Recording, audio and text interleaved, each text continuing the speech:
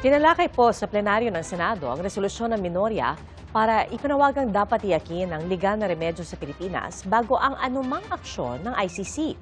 At kabilang po sa naglahad ng suporta si Senator Bongo na kasama sa pinanglanang co-perpetrator umano ni dating Pangulong Rodrigo Duterte. Saksi si Jonathan Andal. Wala raw magbabago sa mga naunang pahayag ni Senador Bongo matapos siyang pangalanang co-perpetrator sa confirmation of charges hearing ni dating Pangulong Rodrigo Duterte sa International Criminal Court kahapon. Sabi ng Senador sa isang panayam kanina, tuloy ang trabaho niya sa Senado. Same statement po ako. Same statement. Sir na. Yung ano yung sinabi ko noon, ganun pa rin. Pero Antayin na lang natin matapos yung confirmation. Trabaho muna tayo. Unahin muna natin ito. sir, wala na how are you feeling po currently? How are you feeling po? Ibayan lang po natin. Basta trabaho lang po muna. Unahin ko yung trabaho ko.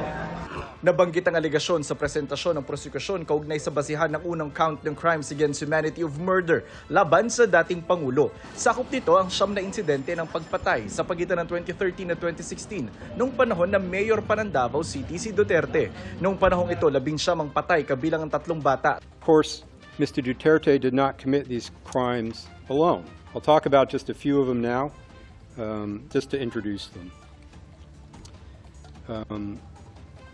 First, if we go to the slide, thank you.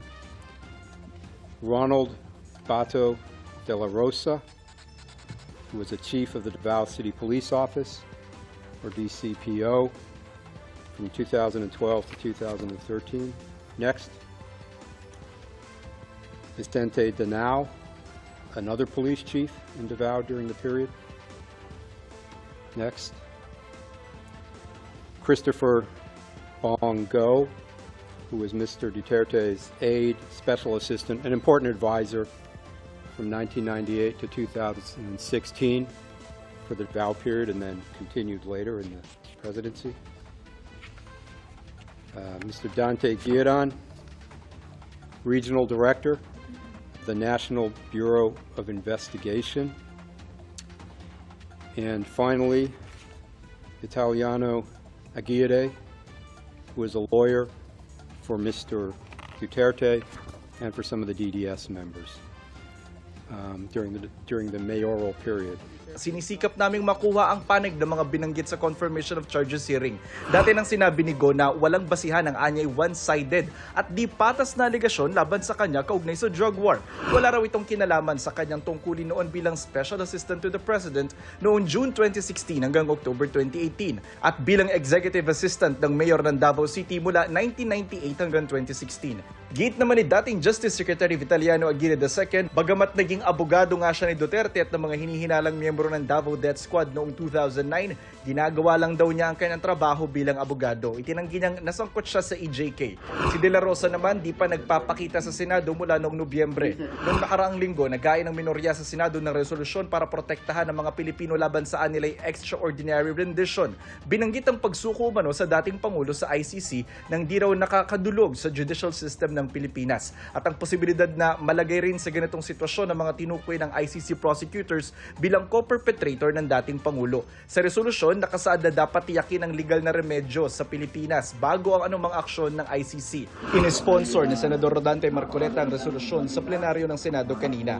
Bakit po biglan lamang nakukunin halimbawa ang isang mamamayan natin nang hindi natin ginagawa ang katungkulan sa ilalim ng batas na ginawa natin? Republic Act 9851 has not been repealed so far, Mr. President. It is active. Bakit hindi po ginagamit ito? Nabanggit din niya ang posibleng banta umano sa dalawang kasamahan nilang senador dahil sa aksyon ng ICC. Nagayag din ng suporta ang ilang kapwa-senator. Ang isa rito ay hindi nakapagsasagawa ng kanyang tungkulin sapagkat may dalang takot po dahil magsasagawa ng extrajudicial rendition ang isang korte na kung saan ang kanyang jurisdiction ay hindi na po natin kinikilala, Mr. President. Naghayag din ng suporta ang ilang kapwa-senador sa minorya, kabilang dyan si Go. No Filipino should be deprived of liberty without due process of law. This is not merely a legal or procedural technicality, but a but a constitutional guarantee. Para sa GMA Integrated News, ako si Jonathan Andal, ang inyong saksi. Mga kapuso, maging una sa saksi. Mag-subscribe sa GMA Integrated News sa YouTube para sa iba't ibang balita.